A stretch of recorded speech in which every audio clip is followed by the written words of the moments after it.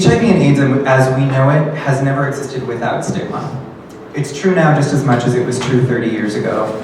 People may be generally more informed of the virus and arguably more accepting of folks who have HIV, but the judgment and the marginalization and the stigmatization and the misunderstanding about actual risks of transmission persist. And nothing drives stigma more than when government sanctions discriminatory practices in the law. And that's what joins us here tonight. If you ask people, do you think it should be a crime if someone with HIV doesn't disclose that before they have sex? Almost everybody says yes.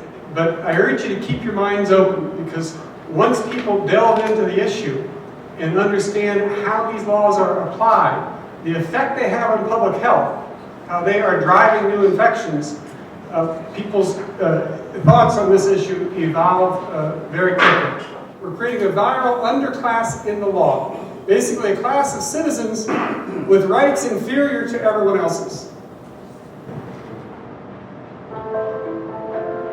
Today in court, Roush was charged with another count of first-degree assault. The special statute covers passing on AIDS or poisoning someone with a destructive substance. The prosecutor asked that another charge, unlawful use of a harmful device, in this case Alan's HIV status, be added. That's a 15-year felony. The judge agreed. They learned that Chambers is HIV positive. Fort Mill police upped the charge from simple assault to assault and battery with intent to kill. More serious charges were added because the defendant is HIV positive.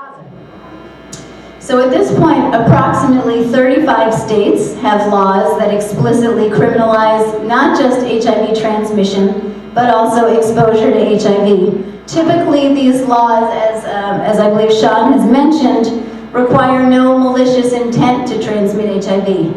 Often not even a requirement that the behavior was reckless.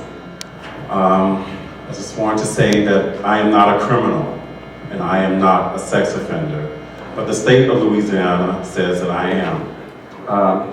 I did that time, and what I mean is that that's 180 days of my life that I will never get back.